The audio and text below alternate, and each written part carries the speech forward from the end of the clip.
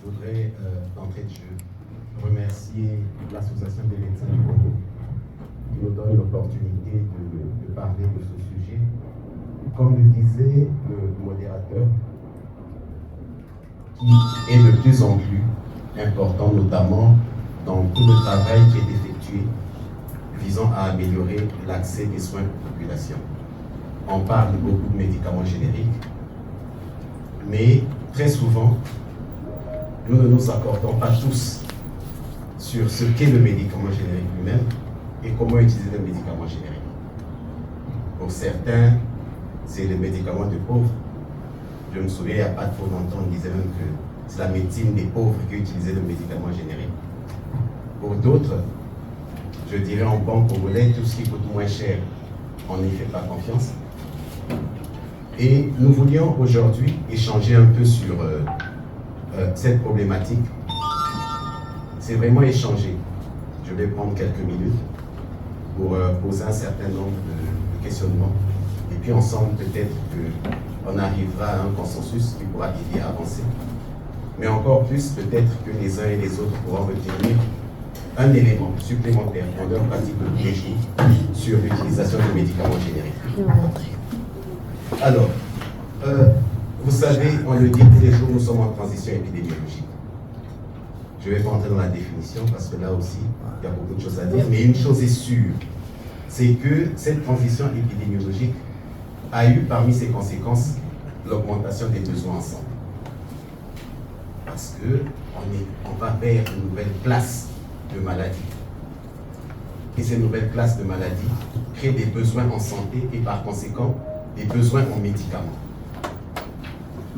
Et ce qui a encore attiré l'attention, c'est que dans le cadre de cette transition épidémiologique, nous avons une migration des maladies chroniques des populations les plus avantagées, donc les riches, vers les pauvres. Il y a quelque temps encore, les cancers, on disait que c'est les maladies des Blancs. Chez nous, on n'en voyait pas. Le professeur, si on lui demande, je crois qu'il prendra 3 jours pour nous parler des cancers chez les pauvres. On en a de plus en plus. Et ça pose d'énormes problèmes. Pourquoi? Parce que ces pauvres, déjà, qui n'ont pas assez d'argent, doivent faire face à ces traitements anticancéreux qui sont lourds. Mais en faisant face à ces traitements anticancéreux qui sont lourds, ils ont aussi le paludisme qui est là. Alors, il faut traiter le paludisme. La conséquence, c'est qu'on a une réduction de l'accès aux médicaments que l'on constate aujourd'hui avec cette transition épidémiologique. Réduction de l'accès aux médicaments et donc hausse de mortalité puisqu'on n'a pas de médicaments pour se faire soigner. Mais, conscient que le médicament constitue le premier poste des dépenses de santé, les pouvoirs publics se battent à lever le défi du coût du médicament. Parce que on veut mettre des médicaments à la disposition des populations. Mais le coût reste un facteur limitant.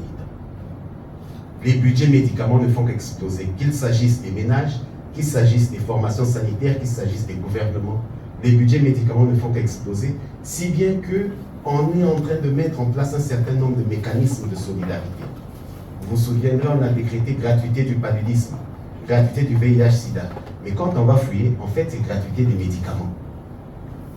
On donne des médicaments gratuits, on continue parfois même à payer la consultation. Mais le gouvernement, ce qu'il met à disposition, c'est le médicament pour que ce soit gratuit. Aujourd'hui, on va vers la CAMU. Mais le premier poste de dépense de la CAMU sera également le médicament. Mais, avec le coût du médicament, les expériences constatées ailleurs, dans d'autres pays, ont montré des effondrements de ces mécanismes de solidarité, l'assurance maladie, qui s'effondrent dans un certain nombre de pays parce qu'on perd la maîtrise du médicament, on perd la maîtrise du budget. Les médicaments coûtant de plus en plus cher, la part du budget qui est mis dans le médicament avale ce qui devait aller pour le reste des lignes budgétaires. Si bien que le médicament générique, nous pensons, est une opportunité. Utiliser le médicament générique devrait nous permettre d'améliorer justement cet accès aux médicaments et donc de lever les défis. Quand je me fonde sur le constat de l'OMS, qui dit qu'on peut gagner 60% sur nos budgets si on remplaçait le médicament générique, le médicament Princeps innovateur plutôt par le médicament générique. Vous imaginez ce qu'on pourrait faire de ces 60% qu'on gagne. Ce serait très intéressant de récupérer cette masse pour l'injecter peut-être dans le renforcement des systèmes de santé. Mais c'est là toute la question.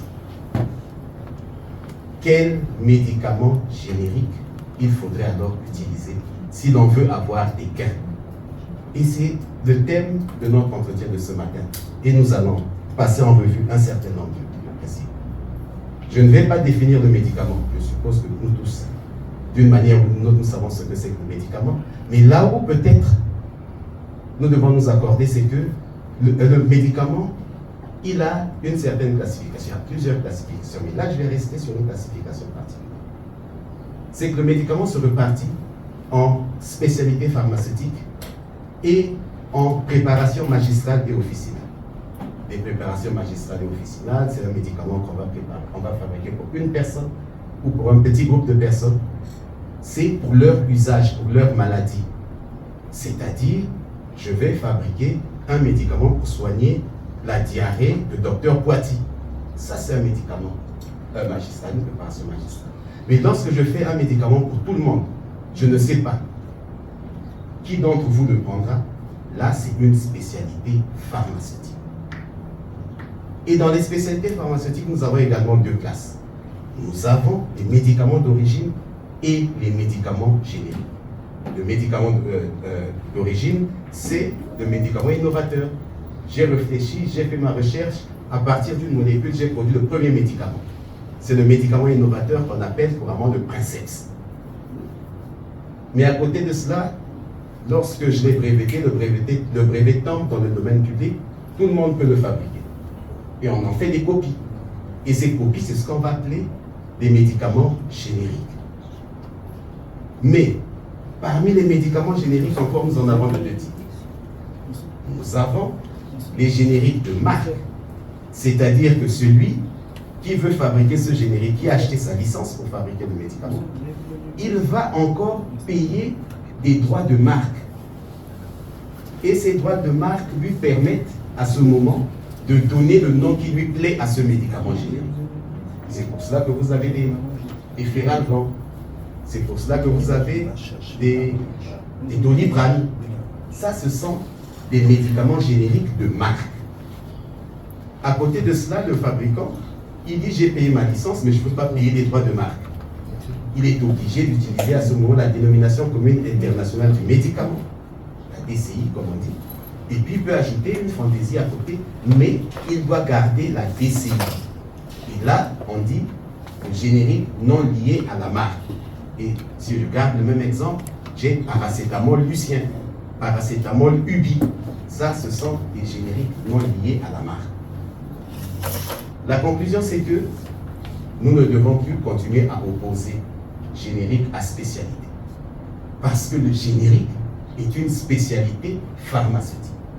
Ce qu'on doit opposer, c'est le générique au Princeps, pas le générique à la spécialité. Ce qu'on peut également opposer, c'est le générique de marque au générique non lié à la marque. Donc, un certain nombre de médicaments que nous appelons spécialités ne sont pas des spécialités. Ce ne sont que des génériques liés à la marque. Autre chose à retenir, c'est qu'un médicament, c'est un principe ou des principes actifs et des excipients. Les excipients n'ont aucun effet thérapeutique, mais ce sont des produits qu'on ajoute soit pour améliorer le goût, pour améliorer la couleur, parfois aussi pour faciliter la distribution du médicament dans l'organisme. Mais ce sont des produits. Ils n'ont pas d'effet thérapeutique, mais ce sont des produits et nous verrons leur importance tout à l'heure. Alors, revenons aux médicaments génériques. On a dit que c'est la copie du Princeps. Cela veut dire qu'il doit avoir le même principe actif que le médicament innovateur, la même forme pharmaceutique, le même dosage et la même efficacité. Par contre, on n'exige pas qu'il ait les mêmes excipients. on peut changer les excipients. Ce qui compte, c'est qu'on ait le même principe actif. Ensuite, on n'exige pas qu'ils aient tous la même apparence. L'innovateur peut être de couleur blanche, le générique peut être rouge. L'innovateur peut être un comprimé rond, le générique peut être un comprimé carré. Il n'y a pas de problème. Il s'agit bel et bien d'un générique puisque nous avons le même dosage, la même forme pharmaceutique et la même efficacité. Alors, je vous mets là une liste de médicaments génériques qui viennent d'un même innovateur. Et vous voyez que nous avons une liste de 26. Tout ça, ce sont des amoxicillines 250 mg en suspension buvable de 5 ml. Et ça, c'est ce qui circule chez nous, pour un seul produit. Et je ne sais pas si dans la salle, quelqu'un peut nous dire de tous ces 26 produits, lequel est le médicament innovateur, donc différent des génériques. Lequel vient à l'origine? 30 secondes. Est-ce qu'il y a quelqu'un qui peut? Apparemment, non. Alors, je vais vous dire que pour l'amoxicilline, le médicament innovateur, c'est Clamoxyl. C'est le premier qu'on a fabriqué. Il est encore sur le marché. Il y en a qui sont venus après, qui ont même disparu. Bactox vient de disparaître. Avant lui, Iconcil avait disparu. Il y en a beaucoup qui ont disparu. Mais lui, c'est le tout premier, il est encore là. Donc, Bactox n'était qu'un générique de Clamoxyl. Alors, quand on a dit cela, retenons que le médicament d'origine, plus ces médicaments génériques, donc les 26 là, par exemple, forment ce qu'on appelle un groupe générique.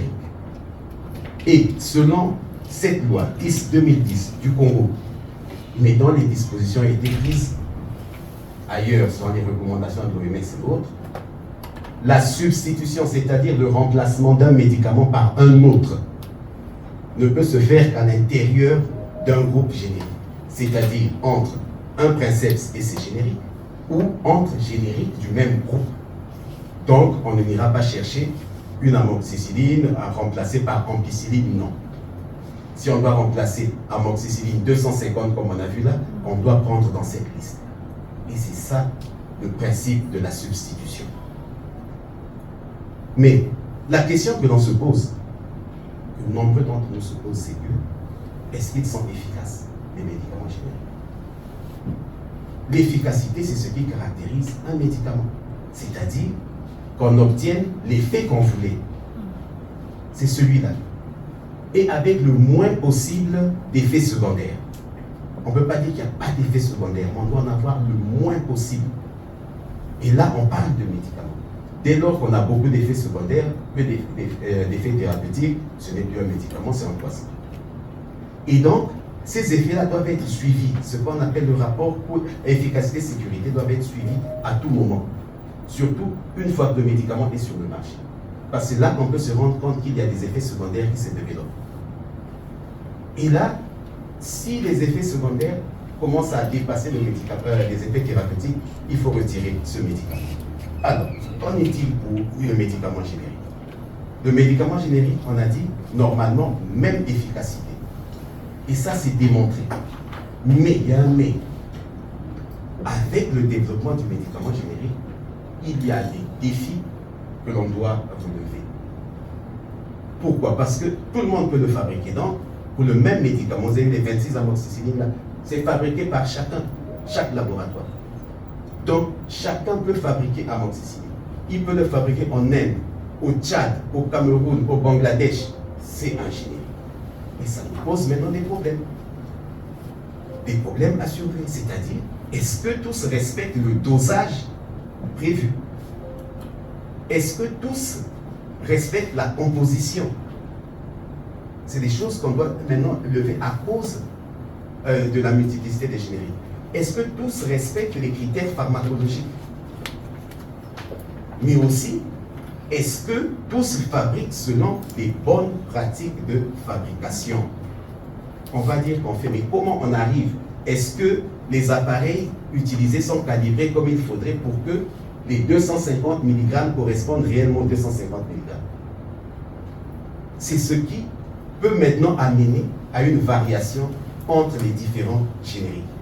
Et quand on regarde cela, l'inquiétude, c'est que aujourd'hui, le médicament générique constitue le lit du faux médicament. Parce que nombreux des faux médicaments qui circulent, ou des vrais médicaments, ont été fabriqués en les présentant comme étant des génériques. Et dans des pays comme les nôtres, où nous n'avons pas la capacité de procéder à des études de bioéquivalence, nous nous retrouvons en situation dangereuse. Nous n'en avons pas la capacité. Je me pose la question, mais en observant, je réponds que nous n'avons pas la capacité de réaliser des études de bioéquivalence avant la mise sur le marché d'un médicament.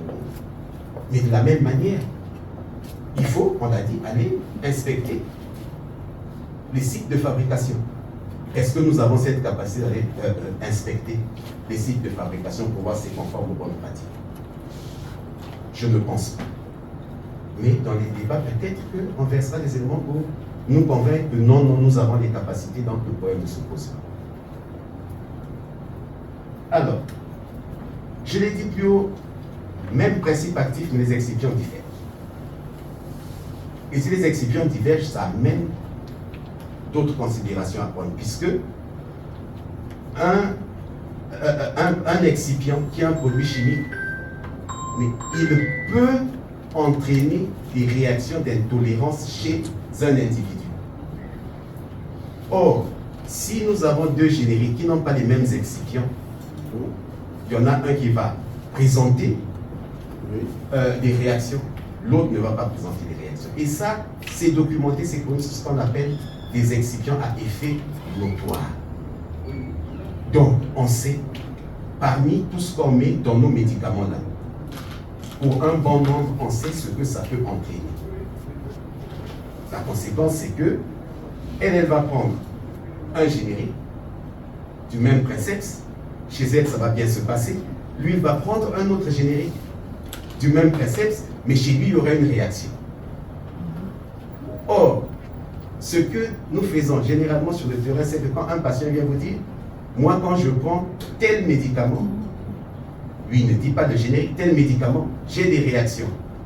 Mais quand je prends tel autre, les deux, c'est le même principe, je n'ai pas la réaction. On dit, c'est faux. C'est le même médicament, le générique, c'est la même chose. C'est pour dire que non, parce que ce ne sont pas les mêmes excipients qui accompagnent le principe actif. Il peut y avoir des réactions différentes. Et là, est-ce que nous, professionnels de santé, nous connaissons déjà ces excipients à effet notoire? Si nous ne les connaissons pas, mais nous risquons, surtout, je ne sais pas s'il y a des pharmaciens, mais surtout, à ce moment-là, oui, il y a des pharmaciens. Nous risquons à la pharmacie de donner un générique à la place de l'autre, alors que cet autre contient des excipients à effet notoire. D'où la nécessité de bien relire les notices des médicaments avant de procéder à la substitution. Parce que sur ces notices, on vous précise là, s'il y a des excipients à effet notoire et éventuellement les dispositions à prendre avant d'administrer ce médicament. Imaginons par exemple que ce soit quelqu'un qui souffre d'hypertension. On revient là. Prenons, là, on a mis sur cette diapositive quelques effets occasionnés par un certain nombre d'excipients. Vous voyez par exemple, quand je prends, disons, l'acide benzoïque, ça entraîne une irritation de la peau. Mais si aujourd'hui, je substitue une pommade qui n'a pas d'acide benzoïque par une pommade qui a d'acide benzoïque, le patient va avoir une irritation de la peau qui est due à l'acide benzoïque. Et c'est valable, on a beaucoup de cas par exemple avec des intolérances au lactose, il y a beaucoup de médicaments où parmi les excipients on met du lactose. Mais si le médecin, lui, en prescrivant, il savait que son malade était intolérant au lactose, il lui a prescrit un médicament qui n'a pas de lactose, mais qu'il arrive à la pharmacie et qu'on substitue en lui donnant un médicament dont l'un des excipients est du lactose. Il va faire son intolérance au lactose. Il y en a qui font des réactions allergiques. Et qu'est-ce qu'on fait? On attribue cela aux médicaments. Mais ce qu'il faut savoir, c'est que, parce que ça aussi nous le faisons souvent en pratique, il va dire, j'ai eu des démangeaisons, on va lui dire, prends Polaramine. le médicament est bon, mais prends pour l'armée. Mais ce que je voudrais vous rappeler, c'est que lorsque on réagit mal à l'excipient, on va générer des anticorps. Ces anticorps vont aller combattre l'excipient. Mais comme l'excipient est à côté du principe actif, l'organisme va maintenant identifier le principe actif également comme un corps étranger. Le jour où vous prendrez le même médicament, même sans cet excipient, l'organisme va réagir sur le principe actif. Du coup, chez vous, il n'y aura plus de bénéfice à ce médicament, sinon que des dommages encore plus grands. Donc, il est important de connaître ces excipients à effet notoire. Là, je vous ai mis par exemple l'athénolol 50. Le principe c'est ténormine. Mais vous voyez que nous avons des ténormines avec excipient à effet notoire. Et il y en a sans effet notoire. Ténormine antihypertenseur, normalement, il n'a pas de sodium. Donc, si parmi les excipients il y a du sodium, c'est mauvais. Mais nous en avons par exemple comme athénolol d'Aro qui a en plus du lactose. Alors que ténormine, lui, n'avait pas de lactose. Vous voyez? Donc, normalement, je ne peux pas remplacer ténormine par athénolol Aro. Parce que là, il y a du lactose. Nous avons quand même l'athénolol Accord, lui, qui n'a pas d'excipient à effet notoire. Donc, si je dois le remplacer ténormine, il faut que j'aille chercher, par exemple, avec athénolol de Biogarant. Ou alors avec athénolol de Accord qui n'a rien. Sinon, il est possible que mon malade fasse une réaction alors que ce n'est même pas dû à l'athénolol. Pour ceux qui sont en transfusion sanguine, ils ne nous contrediront pas que la notion de donneur universel n'existe plus. On disait avant, je suis haut, je donne à tout le monde. On ne donne plus. Parce que le malade peut développer ce qu'on appelle des hémolysines qui vont venir détruire les globules rouges et faire perdre le bénéfice de la transfusion. C'est ce à quoi nous allons arriver progressivement avec les médicaments. Alors, le dernier aspect que nous allons évoquer avant que nous n'échangions, c'est le coût du médicament. C'est celui qui pose le plus de problèmes. Mais le principe voudrait que le médicament générique puisse coûter 30% moins cher que le princeps. Et si on applique cette règle, normalement, avec le générique, on devait voir le coût des médicaments baisser. Et il y a des pays qui l'ont réussi, en imposant justement que le médicament générique coûte 30% moins cher que le médicament princeps. Ils ont obtenu des réductions de 45 à 50%. Et surtout, quand ils exigent que le nouveau générique puisse coûter 30% moins cher que les autres génériques déjà présents, ça a été intéressant d'avoir pourquoi? Parce que même ceux qui avaient déjà des génériques ont reformulé leur générique pour baisser les coûts. Et même certains princeps ont vu leur coût baisser. Je crois que certains ont dû constater, par exemple, la baisse du prix de Augmentin. Augmentin 500 mg est passé pratiquement du double au simple. C'est à cause de ça. Il y en a qui ont constaté la baisse du prix de Cofantrine. Cofantrine qui est générique, mais il est passé de 4000 et quelques à 2000 et quelques. Mais c'est parce qu'il y avait maintenant d'autres artémétères du méphendrine qui circulaient et qui avaient un coût relativement bas. Donc pour rester compétitif, on a baissé le prix. Donc, si nos institutions travaillaient là-dessus, on améliorait le coût du médicament qui circule au Congo. Parce que je vous ai mis là deux cas. Artémétère du méphendrine dont on parlait. Nous avons identifié en ce moment, celui de 480 boîtes de 6, nous avons identifié en ce moment 32 génériques pour un princeps, le Coartem. Et les prix varient de 1928 le plus bas à 4140 le prix le plus élevé, soit une variation de 114,73% pour le même médicament. Vous voyez, la pauvre maman est obligée parfois de débourser 4000 francs, alors qu'elle pouvait avoir le même médicament avec 1000 francs. Ça circule. Ça, c'est pour l'artémétère. Mais imaginons une maladie chronique, telle que l'hypertension. Là où vous êtes obligé de prendre un comprimé par jour, je peux dire à vie. Vous prenez l'amlodipine. 10 mg. La boîte de 30. Le principe, c'est Amlor. La boîte de 30 d'Amlor coûte combien? 10 645 francs en pharmacie. Mais pour autant, nous avons des amlodipines, 10 mg, 30 comprimés que nous pouvons avoir à 2225. Donc, on a une évaluation de 378%.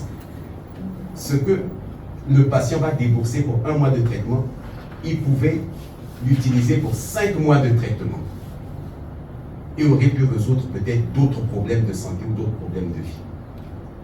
À ce moment, on se demande à quoi nous jouons si nous continuons à prescrire des médicaments comme Amlor, comme Amcard, sans faire de la publicité, mais regardez l'écart de prix. Avec ça, nous ne pourrons pas améliorer l'accès aux médicaments. C'est pourquoi il faudrait que nous travaillions à mettre un certain nombre d'exigences supplémentaires lors de la délivrance des autorisations de mise sur le marché. Que le prix joue également un rôle important et qu'on puisse comparer le générique que l'on veut introduire avec les autres génériques qui sont en place. Et j'espère que nous en avons les capacités. Mais aussi, il est important de vulgariser la notion du générique le moins cher. De vulgariser auprès de la population, afin que quand ils arrivent en pharmacie, qu'ils puissent demander à ce qu'on leur donne le générique le moins cher, de vulgariser auprès des professionnels de santé, afin que, pas seulement ce qu'on nous a appris de prescrire en DCI, parce que si je prescris en DCI, je vais mettre amlodipine à la pharmacie, on peut me donner Amlor, mais qu'ils soient sensibilisés au générique le moins cher, comme ça quand ils prescrivent, ils peuvent déjà, eux, savoir quel est le générique le moins cher à prescrire pour la molécule qu'ils veulent administrer. Et enfin, les responsables des structures en charge de la solidarité sanitaire doivent aussi être sensibilisés pour que, dans ce qu'ils font de bon pour améliorer l'accès aux soins, mais qu'ils sachent comment identifier les médicaments les moins chers qui devraient être pris en compte dans le cadre de leur programme, ce qui ferait qu'avec le même panier d'argent, ils peuvent mettre à disposition plus de médicaments, ou alors avec ce qui ferait comme gain qu'ils puissent l'investir, pourquoi pas dans le renforcement du système de santé. Alors, quand on a dit cela, on conclut en disant que oui, pour nous, le médicament générique est une excellente opportunité pour le renforcement du système de santé et pour l'amélioration de l'accès aux médicaments, donc de l'accès aux soins, mais à condition, ça il faut qu'on le retienne, de mettre en place des conditions pour garantir l'efficacité et l'innocuité des médicaments génériques, c'est ce dont on vient de parler, mais aussi des conditions pour assurer une substitution adéquate de ces médicaments. Et enfin, que l'on puisse intégrer la notion du médicament générique moins cher dans notre pratique de tous les jours.